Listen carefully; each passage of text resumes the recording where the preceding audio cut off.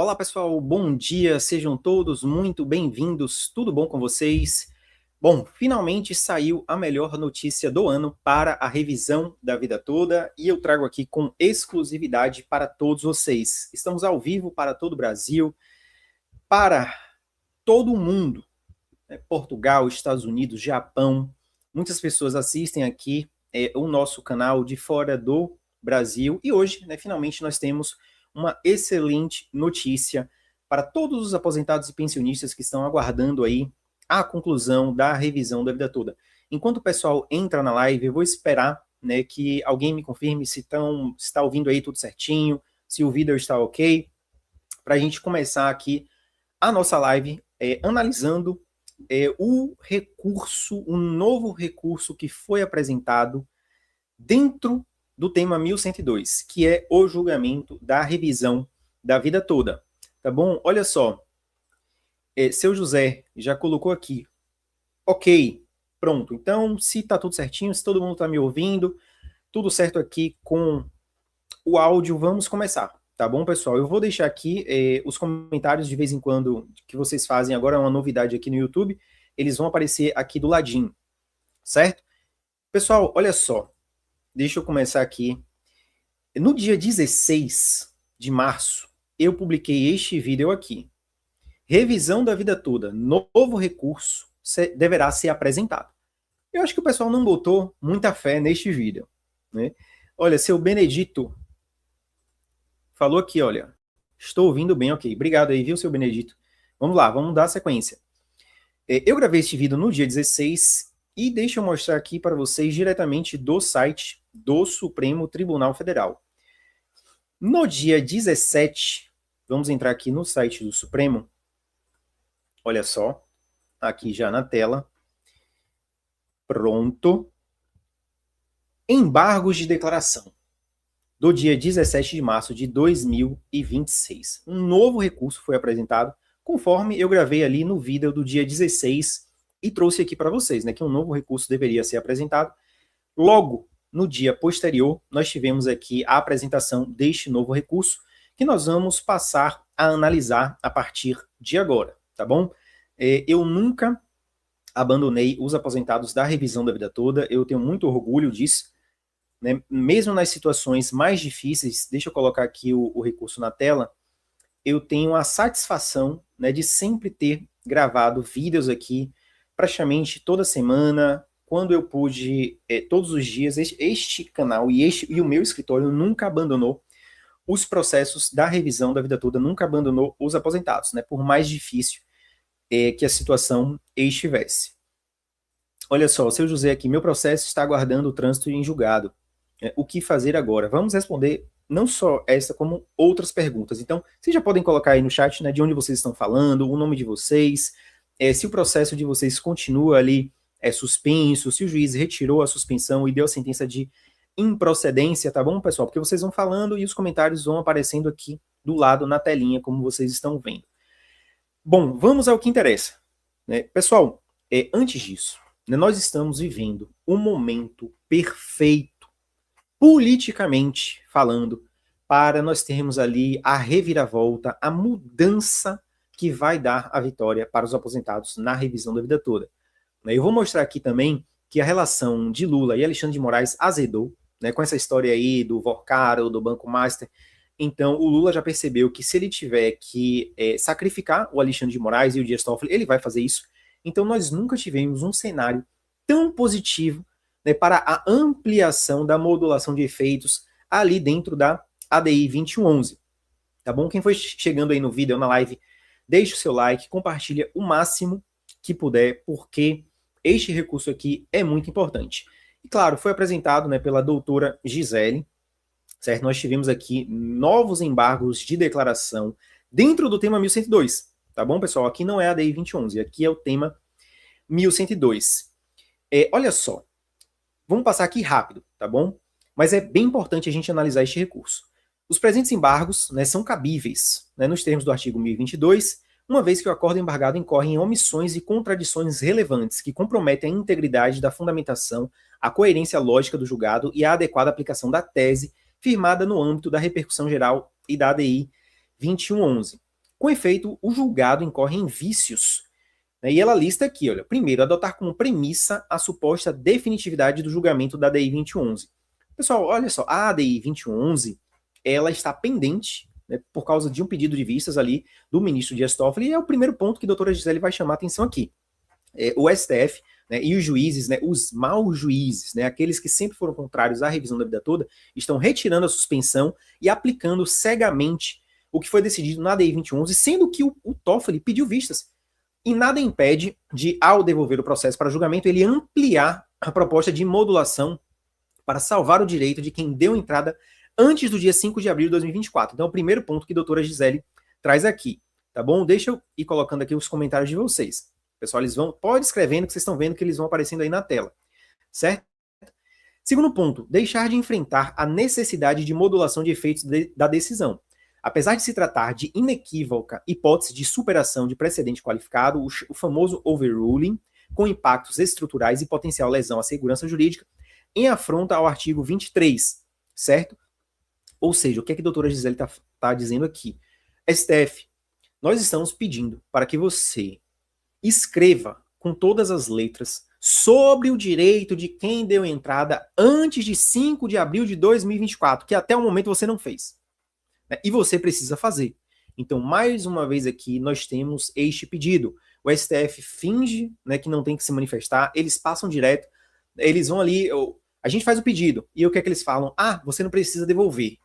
Isso não é modulação de efeitos, né? Pelo amor de Deus. Isso daqui é dar uma de João sem braço. E vamos lá.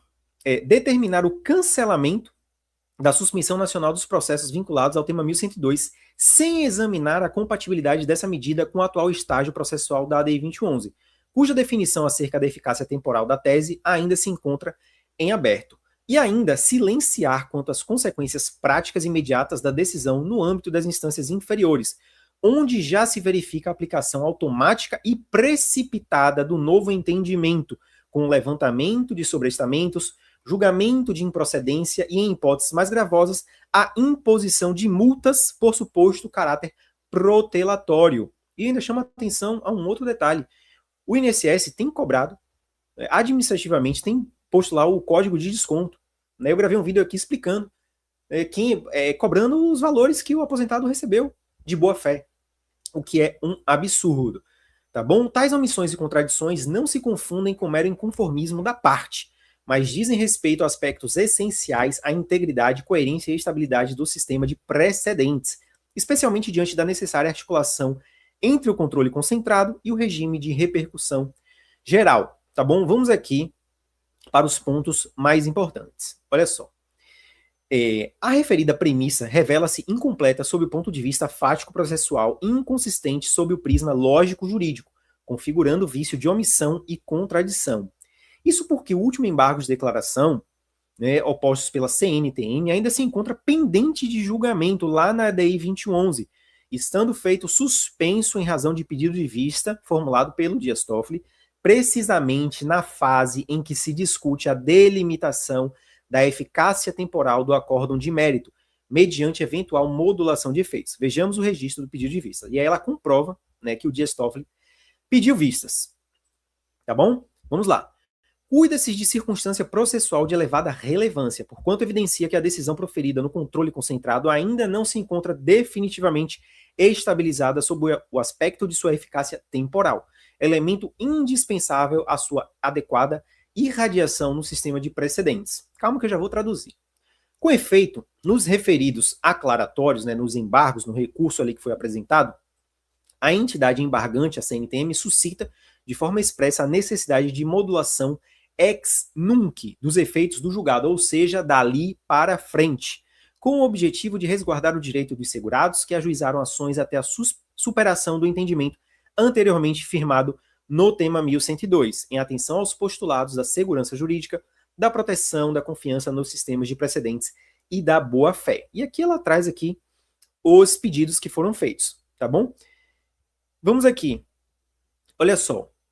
Nesse contexto, a ausência de enfrentamento pelo acórdão embargado da pendência de definição quanto à modulação de efeitos configura omissão relevante, porquanto deixa de considerar elemento apto a influenciar decisivamente a extensão e o alcance da tese fixada. De igual modo, evidencia-se contradição, uma vez que o julgado, ao mesmo tempo em que se apoia em decisão oriunda de controle concentrado, ainda não definitivamente estabilizada quanto à sua eficácia temporal, determina a imediata revogação da suspensão nacional dos processos, permitindo a aplicação instantânea da nova orientação, sem que estejam previamente definidos os seus limites temporais.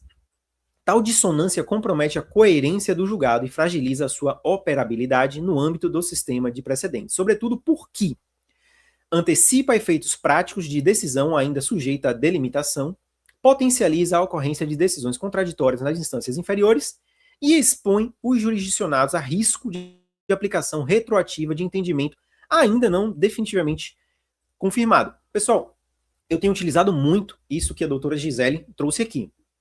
Nos recursos que eu tenho feito, eu tenho dito para o juiz, olha só, beleza, nós tivemos a superação ali. Só que essa superação, ela tem que ser aplicada de 5 de abril de 2024 para frente.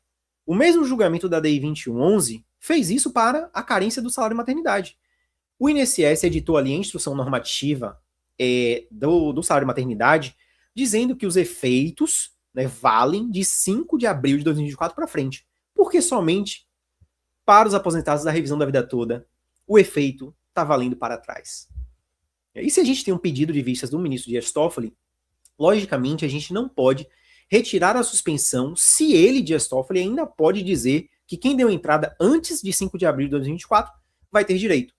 Isso vai provocar, na verdade já está provocando, um caos jurídico.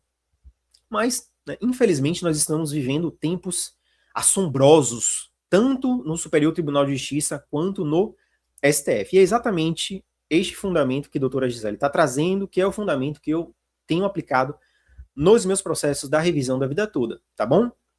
Diante desse cenário, impõe-se o reconhecimento dos vícios apontados, a fim de que o acórdão seja integrado com manifestação expressa.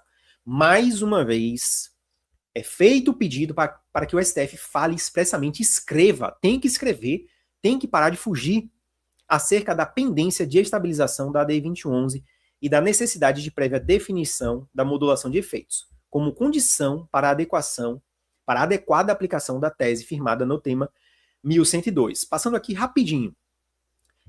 O acórdão embargado incorre em omissão ao deixar de enfrentar de forma expressa e fundamentada a necessidade de modulação de efeitos em contexto de inequívoca superação de precedente qualificado com repercussões sistêmicas e impacto direto sobre relações jurídicas em curso. A controvérsia relativa à denominada revisão da vida toda permaneceu por longo período estabilizada a partir de precedentes vinculantes convergentes. Tema 999 do STJ, eu já falei aqui 34 mil vezes sobre este tema, e o tema 1102. Pessoal, acho que já tem mais de 400 vídeos sobre isso aqui. Tal conformação jurisprudencial consolidou um ambiente de estabilidade hermenêutica e previsibilidade normativa, apto a irradiar confiança legítima aos segurados, que, amparados nessa orientação, estruturaram seu planejamento previdenciário, investiram dinheiro, fizeram os cálculos, tiveram custos com advogados, bem como a organização de sua subsistência e de sua velhice, com fundamento na possibilidade de incidência de regra definitiva mais favorável. E aqui eu vou trazer um ponto, e eu vou falar mesmo, não estou nem aí. Enquanto você, aposentado, trabalhou, carregou o país nas costas, contribuiu com altos salários, tem o seu direito, mas sabe o que é que os juízes estavam fazendo, os magistrados, em 2024, em 2025? Estavam lá na Europa, e aqui eu estou trazendo matérias que estão sendo divulgadas todos os dias no Estadão, na Folha de São Paulo. Estavam lá na Europa, né, bebendo vinho de 600 mil dólares, né, frequentando locais exclusivos, né, que o Vorcaro fechou lá, né, fechava o espaço para... Acho que teve um dia que ele gastou 4 milhões de reais, né, Vorcaro, né, com ministros do STF, personalidades da Câmara, do Senado, autoridades, eu acho que até diretor de Polícia Federal tinha lá, entre 2024 e 2025, enquanto você estava aqui sofrendo. Né? É ou não é uma canalice das grandes? Né? Mas vamos para frente, pessoal, vamos para frente. A superação desse entendimento, posteriormente operada no âmbito das ADIs, consubstancia a hipótese paradigmática de overruling. O overruling, pessoal, é quando a gente tem a superação de um tema, certo? Só que em toda a história do STF, quando acontece a superação né, de uma decisão, principalmente a decisão que provoca efeitos para milhares de pessoas, sempre o STF modula que vale dali para frente. Só na revisão da vida toda que eles escolheram não modular e aplicar retroativamente. Eu nunca vou superar, e eu vou fazer, pessoal, uma defesa oral na semana que vem, em um processo da revisão da vida toda. E eu vou trazer esse ponto. Como você confere efeitos diferentes para um mesmo julgamento? Como que no tema 1102 retroage para prejudicar o aposentado e o mesmo efeito da DI 2111 só pode ser em relação ao salário de maternidade dali para frente? Isso é um absurdo, né? Para não falar a palavra que a gente tem que falar. Vamos lá, não se trata, portanto, de faculdade do julgador, mas de verdadeiro dever de conformação decisória. A doutora Gisele está falando que é obrigação do julgador adequar o julgamento. Não é uma opção, e não é uma opção mesmo. Certo? E a gente espera moralidade, a gente quer que o Edson Fachin moralize o STF, especialmente em hipótese de ruptura abrupta de orientação consolidada no âmbito de precedentes qualificados. Nesse contexto, o próprio voto vogal do ministro Edson Fachin, no Acórdão 115, publicado na DI 2011, evidencia com precisão a necessidade de extensão da proteção da segurança jurídica ao plano do direito material, mediante a atribuição de efeitos ex nunc ao julgado. Pessoal, olha só, eu tô com um sentimento de que as coisas vão mudar. Eu não sei qual é a opinião, deixa eu ver o que é que vocês estão falando aqui. Daqui a pouco eu leio, porque são muitos comentários, pessoal, eu sei que tá aparecendo aqui do lado, mas eu tô com um sentimento de que as coisas vão mudar. Que essa tempestade que está caindo no STF, né, é o Alexandre de Moraes sendo investigado, é o Dias Toffoli sendo investigado, é o Flávio Dino sendo investigado, não sei se vocês acompanharam. Um jornalista do Maranhão divulgou que o Flávio Dino estava usando um carro de R$500 mil que pertencia ao Tribunal de Justiça do Maranhão para uso próprio, benefício próprio. O que foi que o Flávio Dino fez? Deu uma canetada agora, dizendo que a aposentadoria compulsória não pode ser mais utilizada como penalidade para os juízes. Ou seja, os juízes que forem condenados ali por coisas graves e tal, antigamente, até ontem, né, qual era a punição? Ele era aposentado compulsoriamente. Agora não, agora acabou. Né? Ele vai responder lá, não vai se aposentar. O Flávio Dino deu essa canetada. Por quê? Porque ele precisou abafar a notícia que saiu sobre ele. Só que esse é um tema que não gera tanta repercussão como a revisão da vida toda. Então, este julgamento da revisão da vida toda, olha só, ele poderá ser utilizado como cortina de fumaça. Principalmente também porque as pesquisas já dão conta de que Lula poderá perder o segundo turno das eleições. Meu partido aqui é o aposentado, tá bom? Eu tô pouco me ligando para Lula, para Bolsonaro. Eu critico os dois e eu aplaudo e elogio quando o STF toma decisões em conformidade com o direito. Eu não quero saber de esquerda, direita, centro, eu quero saber aqui do direito do aposentado, tá bom? Então nós temos que aproveitar este momento que o STF está em desvantagem, e a vantagem é sua, aposentado. É o seu voto. Continue fazendo o que você está fazendo. Sem revisão da vida toda, sem voto no PT, sem reeleição. Ou paga ou perde a eleição. Vamos ver qual a opção que eles vão fazer. Eu tô com um sentimento aí que as coisas vão mudar. Olha só.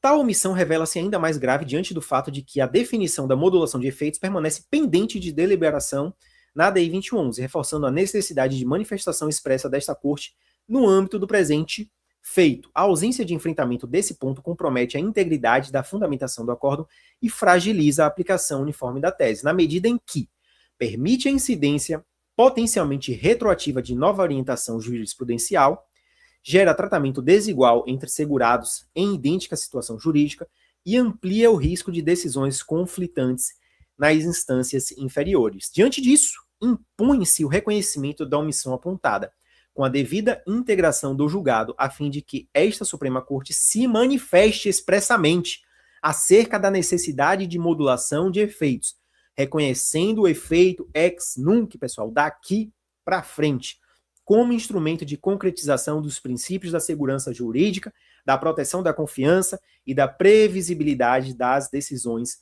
judiciais. Chegou a hora do STF parar de correr, certo? Vamos aqui já para o finalzinho, pessoal. Olha só, aqui é a questão do exercício do direito de recorrer, certo? Que eu tenho exercido este direito aqui. Todos os aposentados que entraram em contato com o escritório, nós fizemos todos os recursos, continuamos trabalhando. Como eu falei para vocês, semana que vem eu vou fazer uma defesa oral. Eu vou tentar gravar esta defesa oral, porque eu vou meter o pau. Vou meter o pau. Inclusive, vou utilizar aqui este recurso que a doutora Gisele apresentou para o STF também como reforço dos meus argumentos, porque tudo que ela colocou aqui é o que eu defendo. Quem acompanha aqui o canal desde a origem, eu não parei de gravar a revisão da vida toda, uma única semana. E olha só, a doutora Gisele, já no finalzinho aqui, fala da necessidade de manutenção do sobrestamento dos processos. E à luz do cenário delineado, impõe-se o reconhecimento de que não se encontram presentes no momento as condições necessárias para o regular prosseguimento dos feitos vinculados ao tema 1102. Tampouco para a aplicação imediata e restrita da nova orientação firmada. Certo? E aí o que ela vai fazer? Ela vai pedir para que o STF mantenha, olha só, impõe-se o reconhecimento da omissão do acordo embargado a fim de que seja expressamente determinada a manutenção da suspensão dos processos relacionados ao tema 1102 até o trânsito em julgado da DEI 2011. Isso daqui está em todos os meus recursos. Esse trechinho aqui, sem tirar nem pôr.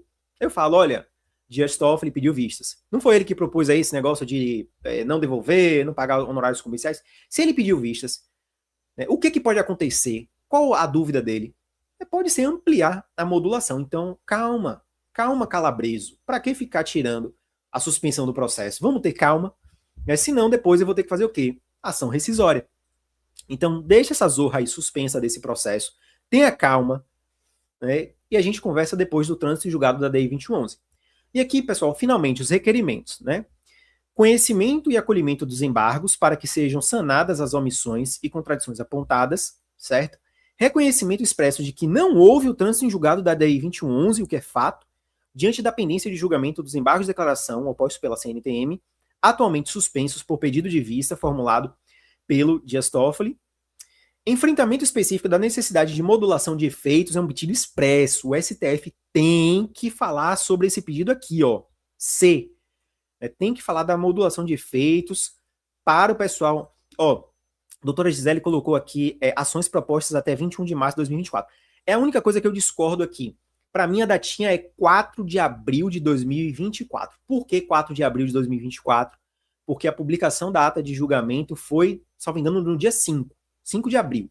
Então, quem ajuizou até dia 4 foi antes da publicação da ata de julgamento, então teria direito também. A única coisa aqui que eu discordo é essa datinha aqui. Para mim, na minha opinião, não seria 21 de março, seria 4 de abril. Atribuição de efeitos infringentes aos presentes embargos a fim de que seja revista a determinação de levantamento da suspensão nacional dos processos, restabelecendo o sobrestamento até o trânsito em julgado da ADI 2111. Subsidiariamente, caso não seja esse o entendimento, que o STF estabeleça diretrizes expressas às instâncias inferiores, no sentido de que a pendência de definição da modulação de efeitos impede a aplicação definitiva e restrita da tese. O levantamento do sobrestamento deve ser realizado com cautela à luz do princípio da segurança jurídica, ou seja, apenas para os processos ajuizados após a fixação da tese de mérito das ADIs 2110 e 2111, e não se configura caráter protelatório na interposição de recursos que visem aguardar a estabilização definitiva da controvérsia, vedando-se, por conseguinte, a aplicação de multas nessa hipótese. 17 de março de 2026. Bom dia, seu Adelmo. Bom dia, seu Edenilson. Deixa eu botar aqui na tela, em destaque, o comentário. Eita, tô até desaparecendo. Eu perdi 12 anos da minha aposentadoria. No nosso país, o poste está urinando no cachorro. É exatamente isso, viu, seu Edenilson? Mas vamos ter fé. Vamos ter fé porque agora nós temos embargos de declaração dentro do tema 1102, pendente de julgamento. Então, este recurso aqui ainda será julgado. E nós temos o pedido de vistas do Dias Toffoli na DI 2011. As nossas esperanças foram renovadas. E diante deste contexto político terrível para o STF, eu não ficaria surpreso se eles utilizassem a revisão da vida toda para limpar a imagem do STF, para pagar de bonzinho, limpar a imagem de Lula, e quem sabe agora eles precisam do seu voto. Antes de Daniel Vorcaro, antes de toda essa confusão, antes de toda essa meleira, eles não precisavam do seu voto. Eles estavam com a vantagem? Eles não estavam nem aí, eles estavam lá na Europa, tomando vinho, comendo, bebendo, festejando, cantando, dançando, enquanto você sofria doente, tendo que pagar contas, com um aposentado tendo que pegar empréstimo consignado, né, às vezes tendo que pegar dinheiro com a agiota, sofrendo. Aí os caras estavam lá, ó, só no tchá-tchá-tchá, né, só no tchá-tchá-tchá, com milhões e milhões de reais no bolso. Né, gente com contratos absurdos de honorários. E você sofrendo. Enquanto você estava aqui aguardando. Pessoal, tudo isso aconteceu, né, segundo as matérias, Estadão, Folha de São Paulo, G1, todas essas coisas aconteceram entre 2024 e 2025. Por isso que eles não estavam ligando e não estavam dando a mínima, mas agora o jogo virou. Agora o aposentado está com a vantagem. Você está com a vantagem. O seu voto vai fazer a diferença na eleição e agora eles precisam de vocês. Vamos lá. O que pode acontecer? 50% de chance. Ou tudo vai continuar como está. Ou eles vão ampliar a modulação de efeitos. E eu acredito que estes julgamentos vão para plenário, eles vão querer aparecer. Eles vão querer, o Alexandre de Moraes talvez agora queira ser o pai da criança novamente. É um ministro que sempre foi o defensor dos aposentados, dos pensionistas, que salvou muitas vezes a revisão da vida toda de ir para as cucuias. Né? Coincidentemente, o Alexandre de Moraes mudou o seu entendimento em 2024. Coincidentemente, a época em que ele passou a andar com Daniel Vorcaro. Coincidentemente, né, ele mudou completamente, ele deu uma guinada aí, um cavalo de pau também. De defensor dos aposentados, ele passou a votar com os caras que são contrários aos aposentados. E aí, meu amigo aposentado, o que você acha de tudo isso? O que você acha de tudo isso? Bom dia, senhor Adelmo. Eu estou com a sensação de que alguém vai querer ser o pai dessa criança. O Alexandre de Moraes vai querer ser o pai da criança, o Gilmar Mendes, o próprio Dias Toffoli vai querer ser o pai da criança. Olha, não, pensei melhor.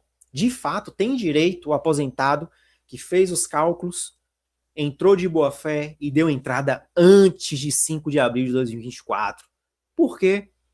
É porque a publicação da ata de julgamento da DI 2111 aconteceu apenas no dia 5 de abril de 2024. Então é injusto, né, que o aposentado não tenha direito. Vamos pagar a revisão da vida toda. Eu não ficaria surpreso. Tá bom, pessoal? Muito obrigado pela confiança de vocês, por estarem aqui desde o início. Vocês nunca abandonaram e meu canal e o meu escritório também nunca abandonou. Né? Outros por aí foram fazer outras coisas, falaram outras coisas aqui. Eu nunca abandonei.